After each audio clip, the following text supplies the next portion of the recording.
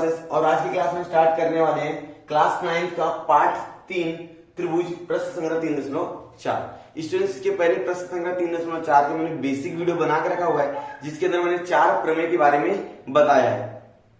ठीक है, यदि आप लोगों ने उस वीडियो को नहीं देखा है तो इस प्रश्न संग्रह को शुरू करने से पहले आप उस वीडियो को देख लीजिए ताकि इसके अंदर जो मैं प्रमेय लगाने वाला हूं, जिन प्रमेय का इस्तेमाल करके मैं सवाल हल करने वाला हूं, आपको उस प्रमेय के बारे में जानकारी होनी चाहिए।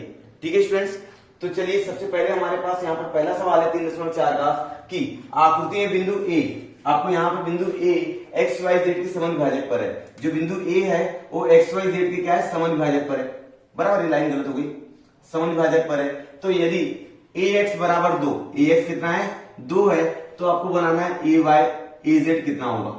ठीक है स्टूडेंट्स, क्योंकि आपको कोण समविभाजक के प्रमेय से मालूम है यदि कोई बिंदु आपके समविभाजक पर होता है, अगर कोई बिंदु किसी कोण के समविभाजक पर होता है तो वह समविभाजक जो रहेगा वह दोनों से समान दूरी पर होता है। यह कोण समविभाजक का प्रमेय बोलता है। ठीक है, तो इसको हम लोग हल करेंगे। तो हल करने में क्या करना पड़ेगा स्टूडेंट, जो दिया है कि बिंदु जो ए है वह कोण एक्स वाई जेड के समविभाजक पर है। किस पर है स्टूडेंट्स, समविभाजक पर है। ठीक है, और कोण समविभाजक का प्रमेय क्या बोलता है, यदि आपका कोई बिंदु समविभाजक पर है तो वह बिंदु दोनों भुजाओं मतलब एक्स वाई और वाई जेड से समान दूरी पर होता है। ठीक है, यहां तक आपको समझ में आना चाहिए। यहां पर दिया है ए एक्स बराबर 2 दिया है। ठीक है, 2 सेंटीमीटर दिया है। ठीक है, तो हम लोग क्या बोलेंगे, कोण समविभाजक का प्रमेय, खाली इतना लिख देंगे कोण समविभाजक का प्रमेय, तो एग्जामिनर को समझ में आ जाएगा। ठीक है, कि यहाँ पर कौन सा प्रमेय लग रहा है कि अगर कोई भी बिंदु उसके समविभाजक पर स्थित है तो वह बिंदु उस कोण के दोनों भुजाओं से समान दूरी पर स्थित होता है। यह कोण समविभाजक का प्रमेय रहता है। तो हम लोग बोल सकते हैं कि ए एक्स बराबर रहेगा ए वाई ए जेड। ठीक है, ए एक्स किसके बराबर रहेगा, ए जेड के बराबर रहेगा, इसलिए ए जेड का मान भी कितना हो जाएगा, 2 सेंटीमीटर हो जाएगा। बराबर है। इस तरह से हमने पहला सवाल बहुत आसानी से कर लिया, बहुत आसान था। ठीक, सिर्फ एक प्रमेय आपको समझ में आना चाहिए। और इस प्रमेय के बारे में अगर आपको जानना है तो इसके पहले मैंने जो बेसिक वीडियो बनाया हुआ है उसके अंदर मैंने इस प्रमेय को सिद्ध करके बताया है कि कैसे सिद्ध होता है।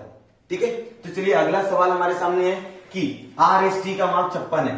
आर एस टी का मान पूरा क्या है, 56 है। मतलब ये पूरा मान कितना है हमारे पास, 56 है। कितना है, 56 अंश है।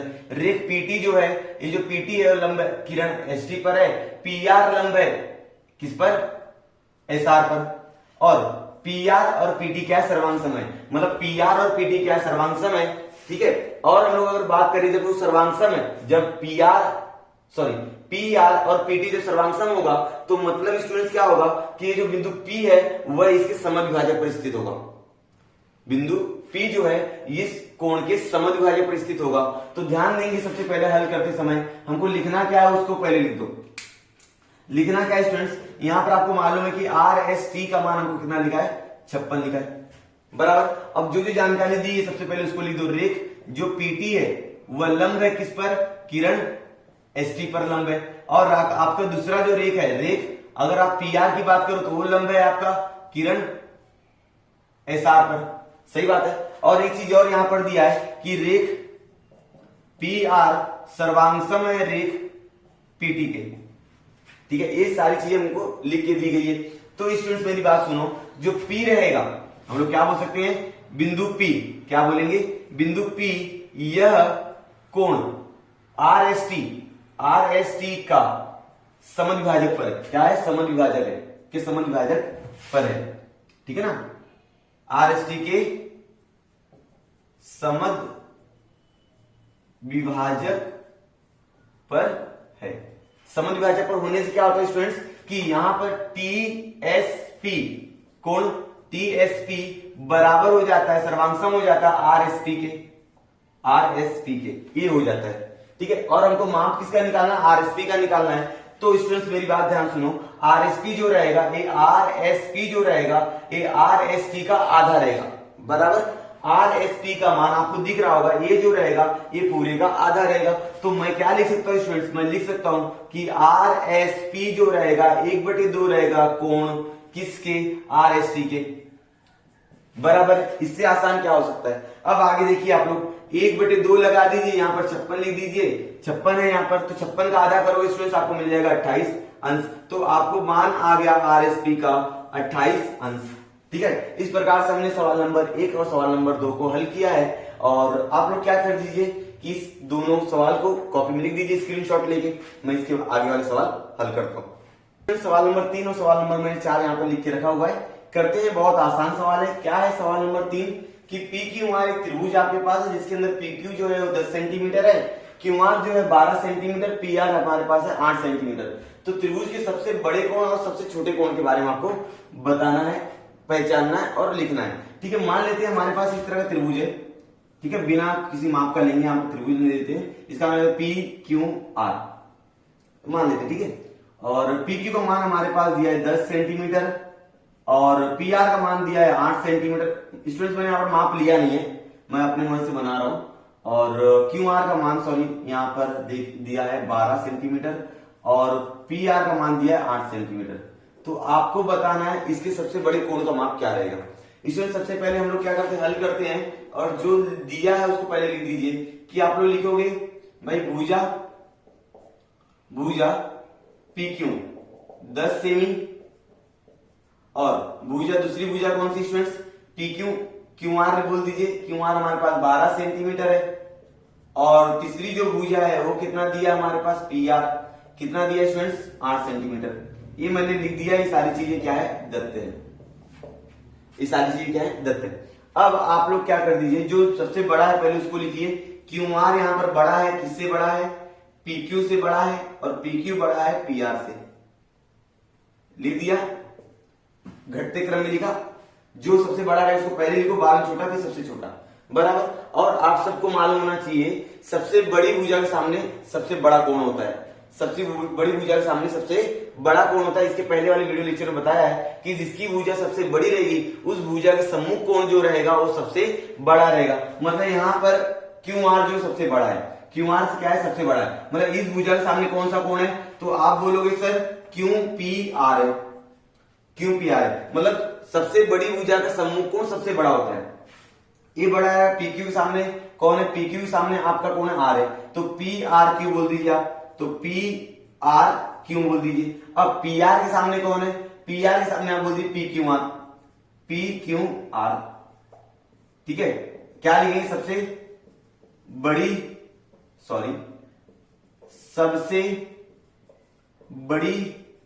भुजा का सम्मुख कोण सबसे बड़ा होता है, सही है, सबसे बड़ा होता है। ठीक है, अगर इतना ही कारण लिख दिया तो बस हो गया। तो सबसे बड़ी भुजा, सबसे बड़ा कोण क्या रहेगा, तो आप बोलोगे सबसे बड़ा कोण, सबसे बड़ा कोण जो रहेगा वो रहेगा कोण क्यू पी आर, कोण पी क्यू आर, ये क्या है, सबसे बड़ा क्या रहेगा, सबसे छोटा कोण, तो लिखेंगे आप लोग सबसे छोटा कोण क्या रहेगा इसमें, सबसे छोटा कोण P Q R, P Q R, बराबर। यहां तक समझ में आ गया क्या, सबसे बड़ा कोण और सबसे छोटा कोण। सबसे बड़ी भुजा का सम्मुख कोण सबसे बड़ा रहेगा, सबसे छोटी भुजा का सम्मुख कोण सबसे छोटा रहेगा। इस गुणधर्म के बारे में मैंने पिछली वीडियो में बताया हुआ है, यदि आप लोगों ने नहीं देखा तो उस वीडियो को जाके आप लोग देख सकते हो। चलिए स्टूडेंट्स, अगला सवाल हमारे पास, चौथा सवाल क्या बोल रहा है, चौथे सवाल में ध्यान से देखिएगा। त्रिभुज एफ ए एन है, हमारे पास त्रिभुज है जिसका नाम क्या है, एफ ए एन है, एफ ए एन है, बराबर है, जिसके अंदर f का मान हमारे पास 80। स्टूडेंट्स यहाँ पर माप में मान के नहीं ले रहा हूं, माप के नहीं ले रहा हूं, आपको बता रहा हूं सिर्फ।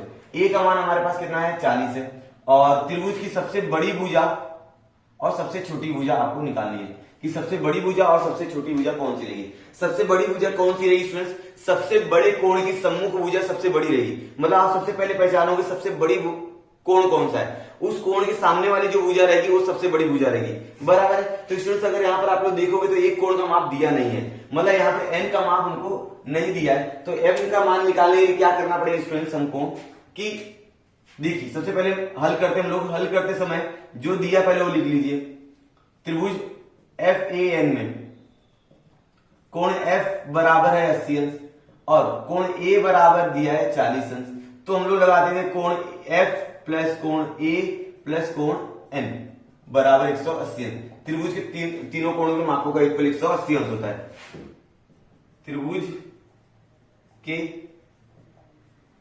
अंत कोण का योग, ठीक है, ये भी लिख सकते हैं। त्रिभुज के तीनों कोणों के मापों का योगफल 180 अंश होता है। मतलब त्रिभुज में जितने भी कोण रहेंगे सबको अगर आपने जोड़ दिया तो सबके कोणों के मापों का योगफल कितना आएगा, हमेशा 180 अंश आएगा। तो f का मान हमारे पास 40 दिया है, a का मान 40 है, 80 40 और n का मान हमको निकालना है बराबर। यहाँ पे 40 और ये कितना हो जाता है, 120 हो जाता है। तो 120 लिखिए प्लस कोण n लिखिए बराबर 180। तो कोण n का मान जो आएगा स्टूडेंट्स वो रहेगा, कोण n का मान 120 180 से घटा दीजिए 60 आ जाएगा। ठीक है, यहां पे समझ में आ गया आप लोगों को। चलिए अब देखिए सबसे बड़ा कोण कौन है, सबसे बड़ा कोण आपका f है। तो कोण f लिखिए, फिर इससे छोटा कौन है, n है, कोण n लिखिए, फिर इससे छोटा कौन है, कोण a है, तो कोण a लिखिए। ठीक है, कोण f, कोण n, कोण a, इस तरह से आपने लिख दिया। अब कोण f के सम्मुख भुजा देखिए, कोण f के सम्मुख भुजा है an, तो हम लोग लिखेंगे भुजा an, a बड़ा रहेगा।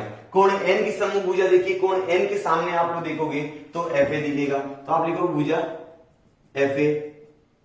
फिर अब a की सम्मुख भुजा देखिए, a की सम्मुख भुजा आपको fn दिखेगी, तो भुजा fn, भुजा fn बराबर। तो अभी आप पहचान सकते हो कि सबसे बड़ी भुजा कौन सी है। तो ये हो जाएगी सबसे बड़ी भुजा और ये हो जाएगी सबसे छोटी भुजा, क्योंकि हमने घटते क्रम में लिखा है इसलिए सबसे बड़ी भुजा। तो मैं लिखूंगा सबसे बड़ी भुजा क्या रहेगा, an, भुजा an। और सबसे छोटी भुजा क्या रहेगी, सबसे छोटी भुजा रहेगा fn बराबर है। स्टूडेंट्स यहां पर हम लोग लिखेंगे सबसे बड़े कोण की सम्मुख भुजा सबसे बड़ी होती है। कारण देना है ना, यहां पर लिखा था कि भाई कारण सहित बताना आपको, ठीक है ना, कारण सहित आपको बताना था, इसलिए मैंने यहां पर कारण लिख दिया। देखा कितना आसान था। सबसे बड़ी भुजा सामने का जो सम्मुख कोण रहेगा वो सबसे बड़ा रहेगा, सबसे छोटी कोण के सामने का जो भुजा रहेगा सबसे छोटा रहेगा। तो स्टूडेंट्स इस तरह से मैंने सवाल नंबर 1, 2 और 3 कर लिया है। स्टूडेंट्स 4 सवाल और बचे हुए हैं, उन 4 सवाल को मैं अगली वीडियो में बताऊंगा। तो इस वीडियो लेक्चर में लोग सिर्फ 4 सवाल करने वाले हैं, बाकी 4 सवाल नेक्स्ट वीडियो में बता दूंगा। तो उम्मीद आपको चारों सवाल पसंद आया होगा, समझ में आया होगा। यदि आपको चारों सवाल पसंद आया है, समझ में भी आया है, तो आप लोग क्या कर दीजिए, वीडियो को लाइक कीजिए, अपने दोस्तों के साथ शेयर कीजिए। यदि आप लोग ने स्टूडेंट्स अभी तक चैनल को सब्सक्राइब नहीं किया तो प्लीज चैनल को सब्सक्राइब कर दीजिए और उसके बाजू में जो बेल आइकॉन है उसको प्रेस करके ऑल कर दीजिए, ताकि जब भी मैं कोई नई वीडियो डालूं सबसे पहले नोटिफिकेशन आपको मिले और मेरी सारी वीडियोस आप लोग देख सको। तो स्टूडेंट्स मिलते हैं नेक्स्ट वीडियो में, तब तक के लिए धन्यवाद।